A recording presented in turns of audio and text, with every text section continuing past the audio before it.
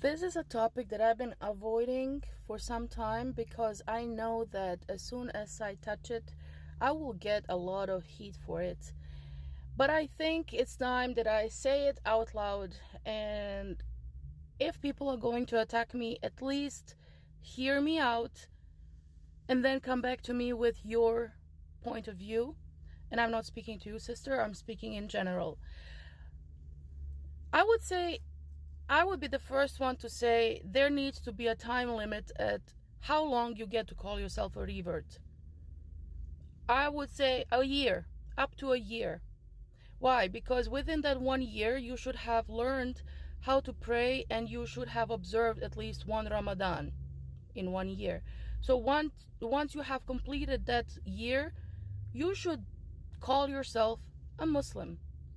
Calling yourself a revert for 20 plus years, I see it like you is calling for division between born Muslims, revert Muslims. It should be just Muslims. We are one ummah. I agree with you on that 100%. I didn't come up with the term revert or convert. I'm using it because it is widely spread and used in today's society. I don't know why people like to use that term and how long they plan on using it, and why people don't just identify as simply a Muslim. I have spent a lot of time, my own time and energy, in helping new Muslims, sending them gift boxes, educating them, supporting them, sending people their way to assist them, hooking them up with whatever they need to get started. So going out of my way, my time, to help someone start this journey, only for them to say 6 months later, 1 year later, they still never even took their time to go visit their local mosque. They just find a billion excuses not to even go to their local mosque. Why is this concerning me, and why is it, upsetting? The reason for that is because the same people will turn around a year later and post here on this platform or on Facebook, post like, I'm leaving Islam because the Muslim community wasn't supportive and wasn't welcoming. But the same people have never even made one trip to a mosque. Not even one trip. I know this because I've spoken to them time and time again. And they found a billion excuses not to ever go to the mosque. But then a year later, they post and say, I'm leaving Islam because the Muslim community wasn't welcoming and wasn't supportive.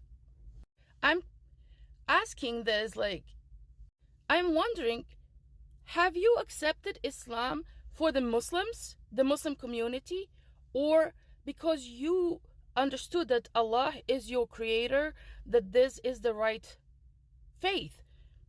So now you're leaving because suddenly you don't like the Muslims. You see, this is where it gets all mixed up. You're leaving because you don't like Muslims, or because there's no Muslims around you.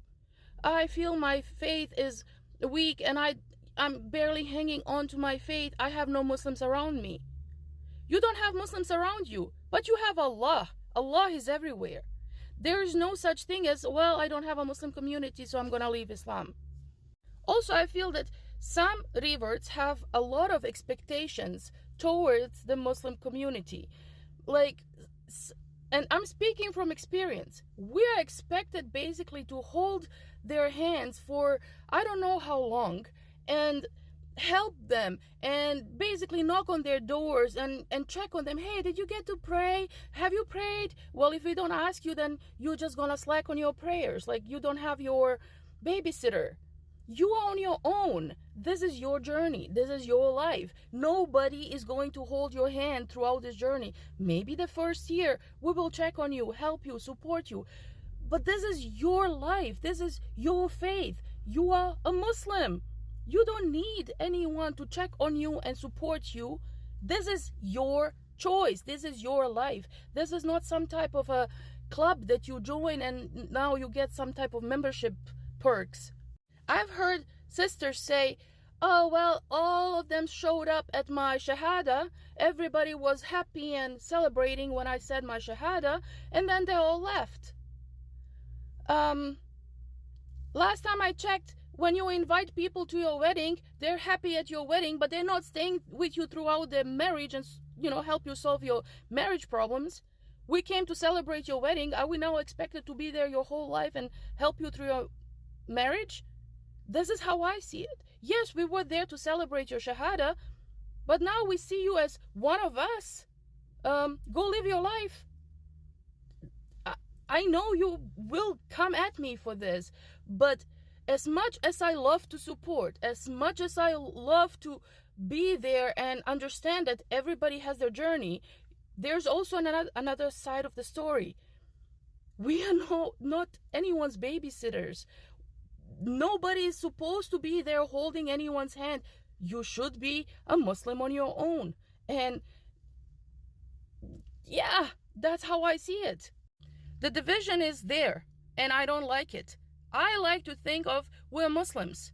I don't like using the term, and if you check, I've been always saying born Muslim as quotation marks or reverts, because I don't like this. I don't like it. I like to look at us as one ummah. If you like to use the word revert just so people can know that, hey, I'm new, I'm still learning, fine. But again, for how long? For how long do you get to use this title? 1 year, 20, 50? I don't understand. How long are we going to keep using this term to make a division between us? Born Muslim is not by default in any shape or form better than a revert. A revert can be so many times better than born Muslims. And you can, within 2-3 years, acquire so much knowledge that you could be teaching the born Muslims. So there is no such thing as someone is better or less than the other. The only way we make a difference between each other is by our actions, by our deeds. So your deeds can surpass the born Muslims very quickly. You don't have to keep looking at yourself as less Muslim. And if anyone is looking at you down because you're a revert, they need to be taught a lesson. I don't like these divisions. This topic has me fired up. I don't like to see when born Muslims treat new Muslims as some type of circus monkeys here on TikTok and be like, oh, you're a new Muslim, can you recite Shahada? Oh, you're a new Muslim, can you pray? Do you know how to pray? Can you recite the Fatiha? Leave them alone.